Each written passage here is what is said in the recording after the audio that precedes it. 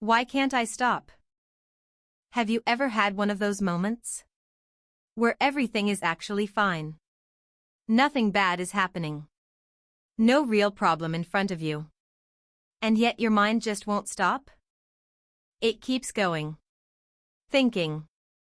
Overthinking. Replaying conversations. Imagining things that haven't even happened.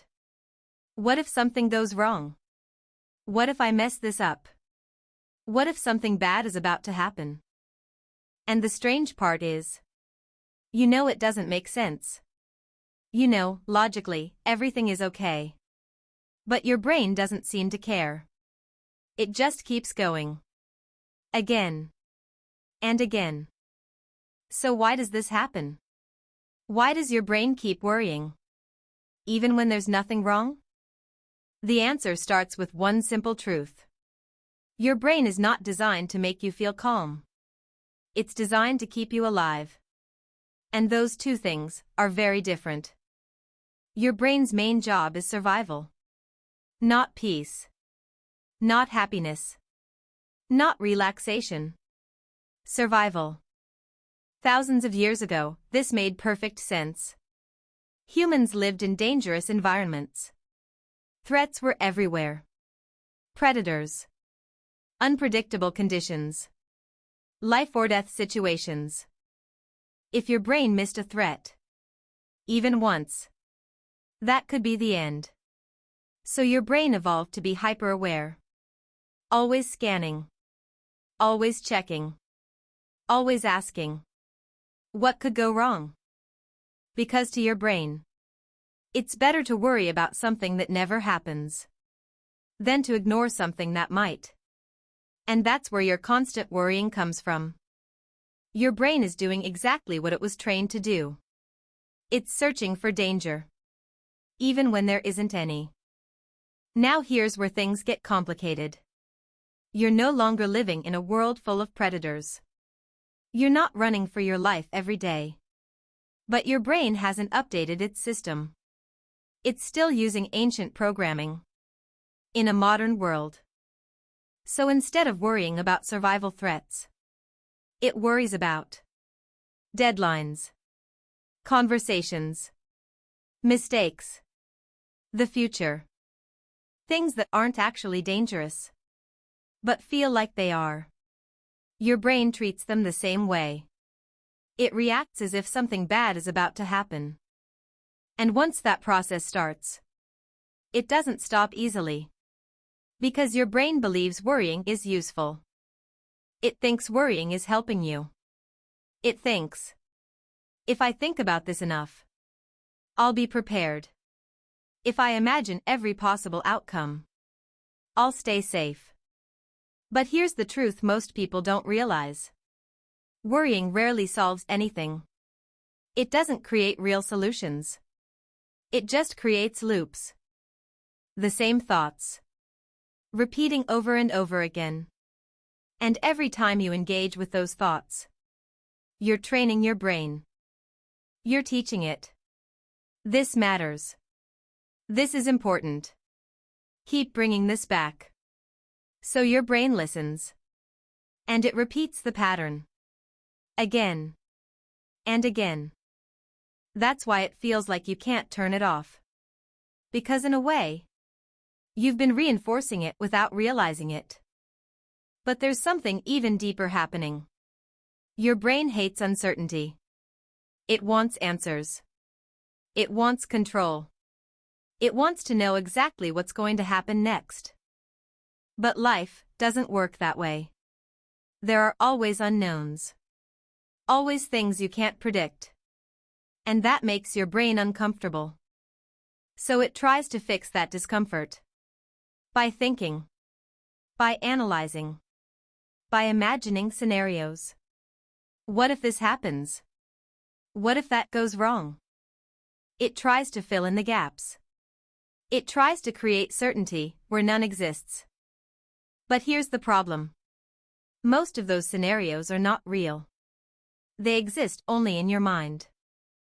But your brain doesn't fully distinguish between real and imagined threats. If it feels real, Your body reacts. Your heart rate changes. Your breathing becomes shallow. Your muscles tighten. Your mind stays alert. Even though nothing is actually happening. That's why worrying feels so intense. Because your body is reacting. As if the danger is real. And the more your body reacts, the more your brain believes something is wrong. So it sends more worrying thoughts. Which creates more tension. Which creates more worry. And just like that, you're stuck in a loop. Now here's something important to understand. Trying to force your brain to stop worrying doesn't work. In fact, it usually makes it worse. Because the more you try to push thoughts away, the more attention you give them. And attention is what keeps them alive. So instead of fighting your thoughts, you do something different. You become aware of them. You notice them.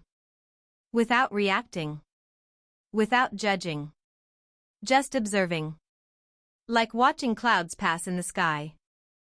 Because a thought is just a thought. Not a fact. Not a prediction. Not reality. Just something your brain created. And when you stop reacting to it, something interesting happens. It starts to lose power. It fades. Because your brain realizes, this isn't urgent. This doesn't need attention. And over time, it brings those thoughts up less often. Another powerful shift is this question. Can I control this? If the answer is yes, take action.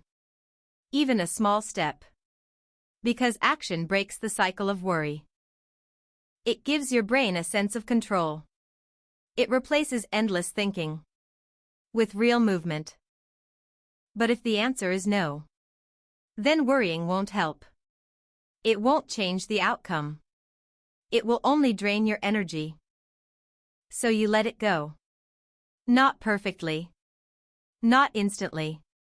But gradually. Because this is a process. You're not trying to eliminate worry completely. That's impossible. Worry is part of being human. Instead, you're learning how to respond to it differently. You're learning how to not get pulled into it. How to create space between you and your thoughts. Because you are not your thoughts. You are the one observing them. And that changes everything. Because once you see worry for what it is, a protective system that sometimes overreacts, you stop fearing it. You stop believing every thought it creates. And you start choosing what deserves your attention. So the next time your brain won't stop worrying, pause. Take a slow breath. Give yourself a moment.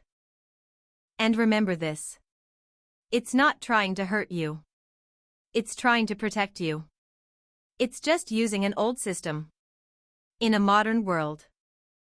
And now that you understand it, you don't have to fight it. You don't have to run from it. You just have to notice it. And choose how you respond.